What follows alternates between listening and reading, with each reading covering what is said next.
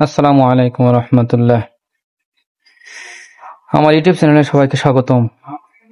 আজকে এমন এক ভ্রমণের কথা তুলে ধরব, যে ভ্রমণটা আসলে ঐতিহাসিক এক ভ্রমণ, আমার জীবনের সব থেকে বড় মোচড় নিচ্ছে। আজকে আমি রওনা দিয়েছি আমার বাসা থেকে সৌদি আরব। এর পুরাটা ভিডিও করতে যদিও পারিনি, আংশিক ভাবে। বাসা থেকে অটোতে উঠছি, অটো থেকে উঠে আমার গ্রাম ছেড়ে চলে আসলাম। অটো থেকে এসে নেমে স্টেশনে আসার পরে টিকিট একটা কাটার বাকি ছিল, সেই টিকিটটা সংগ্রহ করলাম। আমার সঙ্গে আমার বাবা, আমার চাচা, আমার ছোট ভাই সবাই রওনা দিয়েছে।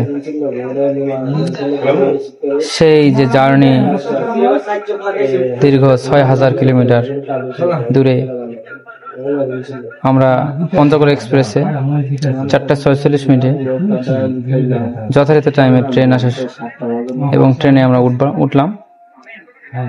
ট্রেনে উঠে প্রথমে জয়পুরহাট থেকে ঢাকায় যাব। ঢাকা যেতে সময় লাগবে ৬ ঘন্টা, দীর্ঘ ৬ ঘন্টার একটা সফর। এই ৬ ঘন্টায় ট্রেনে বসে থাকবো এবং প্রাকৃতিক পরিবেশ দেখতে দেখতে আমার পথ চলা শুরু। সান্তাহার পেরিয়ে সে ট্রেন ছুটছে। আমরা ছোটবেলায় শুনছিলাম যে ট্রেন নাকি ঝকঝক করে চলে, তো তার সেই কবিতা মনে পড়লো। আসলে ছোটবেলার যে একটা দৃশ্য, সেটা বড়ই অদ্ভুত। মানুষের জীবনের সব থেকে বড়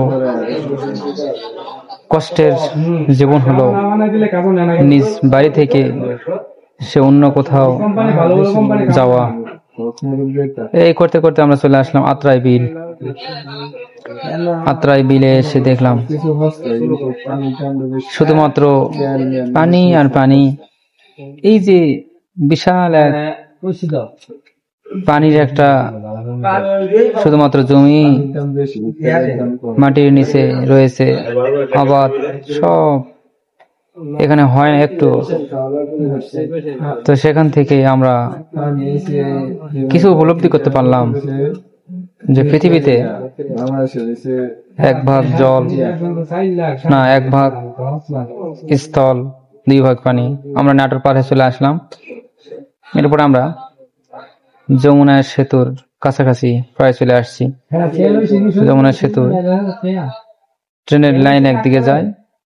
এখন বর্তমানে আগের মতো আর ট্রেনের লাইন নাই, এখন অনেকটা পরিবর্তন করছে। আগে ট্রেনের লাইন ভিন্ন করছিল, এখন ডবল করছে। আমরা সেখান থেকে পার হয়ে আসি সোজা একবারে ঢাকায় এয়ারপোর্টের কাছে চলে আসছি। এয়ারপোর্টে আমরা ঢুকতেছি। এই এয়ারপোর্টের দৃশ্যটা আসলে একটা মনের ভিতরে আনসান করার মতো একটা দৃশ্য। আমার সঙ্গে আমার ভাইরা আছে। এয়ারপোর্টে এসে এয়ারপোর্টের দিকে যতই আগাচ্ছি ততই ভিতরটা আনসান করতেছে যে এয়ারপোর্ট থেকেই এই দেশ ত্যাগ করার একটা আকুতি। এ দেশ আমাকে বলতেছে যে আমাকে তুমি ছেড়ে চলে যাচ্ছ। বড়ই একটা কষ্টের বিষয়, নিজের মাতৃভূমি সবকিছুকে ত্যাগ করে অন্য দেশে যায় থাকা, যেখানে বাবা মা ভাই বোন কেউ নেই। এয়ারপোর্টের উপরে উঠলাম দোতলায় দেখার জন্য। আমি এয়ারপোর্টে আসছি এর আগে, কিন্তু কোনোদিনও এয়ারপোর্টের ভিতরে প্রবেশ করি নাই।